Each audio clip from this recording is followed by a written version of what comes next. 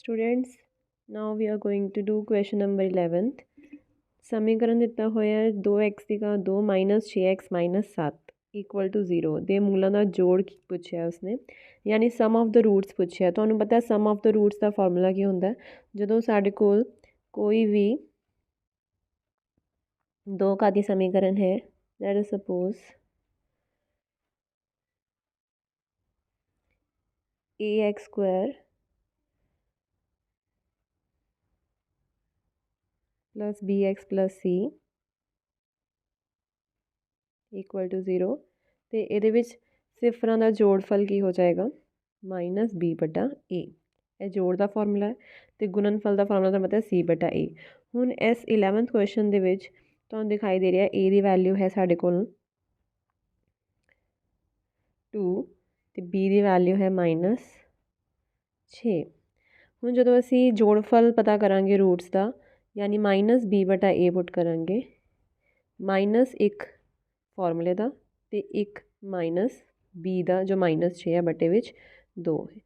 यह प्लस हो जाएगा माइनस माइनस गुणा होके तो आंसर आ गया 3 यानी सिफर का जोड़फल का आंसर हो गया साढ़े को 3।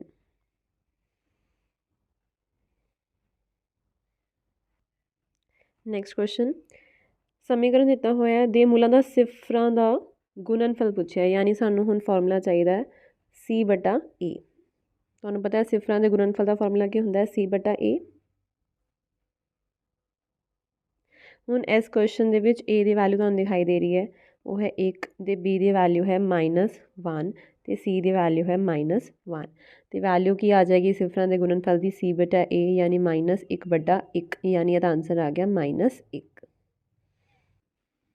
यानी ऑप्शन ए। नैक्सट क्वेश्चन 13 जे समीकरण के वास्तविक और ਵੱਖ-ਵੱਖ मूल हैं ਤੁਹਾਨੂੰ पता है जो इस समीकरण के वास्तविक मूल होंगे तो ਵੱਖ-ਵੱਖ होंगे यानी साडा जो डिस्क्रिमिनेंट है वो ग्रेटर दैन 0 होएगा। जो भी डिस्क्रिमिनेंट ग्रेटर दैन 0 होएगा तो वो जोड़े मूल है समीकरण के वो वास्तविक भी होंगे तो भिन्न भिन्न भी होंगे यानी रियल एंड डिस्टिंक्ट रूट्स होंगे। तो यदा मतलब की है सानू पता है डिस्क्रिमिनेंट की वैल्यू की होंगी है b स्क्वायर माइनस 4ac। यह वाली वैल्यू असी ग्रेटर दैन 0 कर देंगे। हुण सारी वैल्यूज़ विचों चैक करो ए बी सी की वैल्यूज़ की है ए की वैल्यू तुहानू दिखाई दे रही है 1 है तो बी की वैल्यू दिखाई दे रही है समीकरण चों 4 है तो सी की वैल्यू है k।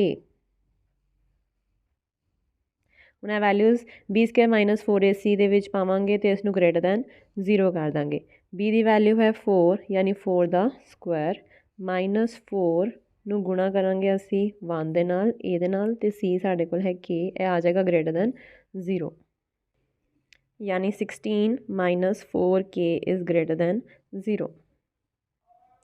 हुण इत्थे तुहानू क्लीयरली दिखाई दे रहा है कि जे वो कह रहा है 16 माइनस 4k जो है ग्रेटर दैन 0 है यानी 16 विचों जे असी 4 टाइम्स कुछ माइनस करिए तो वह आंसर जोड़ा पॉजिटिव ही आना चाहिए यानी k की वैल्यू जी है वो k की वैल्यू 4 तो छोटी होनी चाहिए है तो ही 16 माइनस 4k पॉजिटिव आएगा।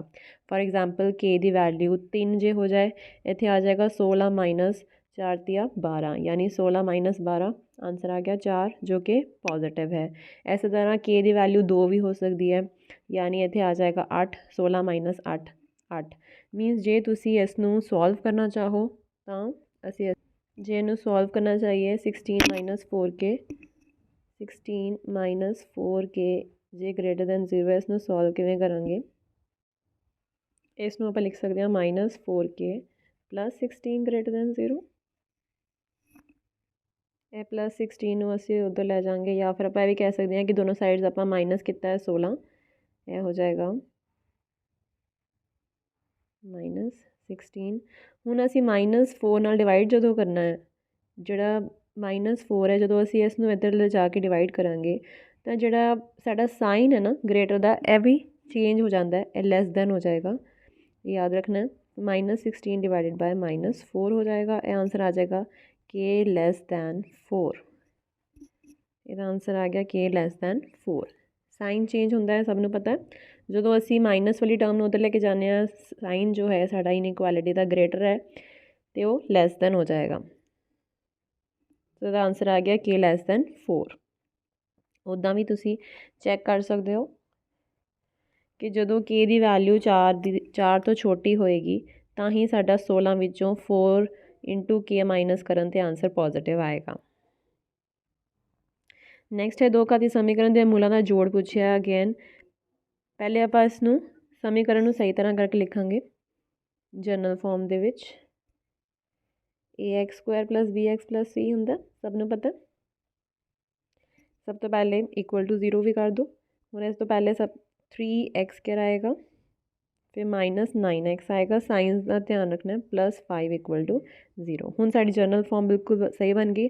ਹੁਣ ਅਸੀਂ ਇਹਦੇ ਵਿੱਚੋਂ ਮੂਲਾਂ ਦਾ ਜੋੜ ਪਤਾ ਕਰਨਾ ਹੈ। ਮੂਲਾਂ ਦਾ ਜੋੜ ਯਾਨੀ b/a ਮਾਈਨਸ b/a।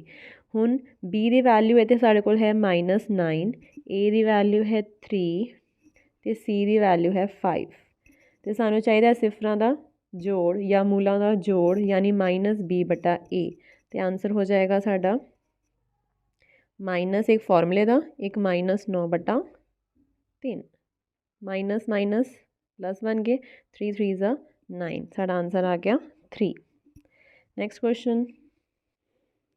ਕੁਐਸਚਨ ਹੈ ਦੋ ਘਾਤੀ ਸਮੀਕਰਨ ਦਾ ਡਿਸਕ੍ਰਿਮੀਨੈਂਟ ਪੁੱਛਿਆ ਹੈ। ਤੁਹਾਨੂੰ ਪਤਾ ਹੈ ਡਿਸਕ੍ਰਿਮੀਨੈਂਟ ਦਾ ਫਾਰਮੂਲਾ ਕੀ ਹੁੰਦਾ ਹੈ? b² - 4ac। ਅਤੇ ਇਹਦੇ ਵਿੱਚੋਂ ਸਭ ਤੋਂ ਪਹਿਲੇ a the value ਨਿਕਾਲੋ। a the value ਹੈ 2, b ਦੀ ਵੈਲਿਊ ਦਿੱਤੀ ਹੋਈ ਹੈ -7 ਅਤੇ c ਦੀ ਵੈਲਿਊ ਦਿੱਤੀ ਹੋਈ ਹੈ -3।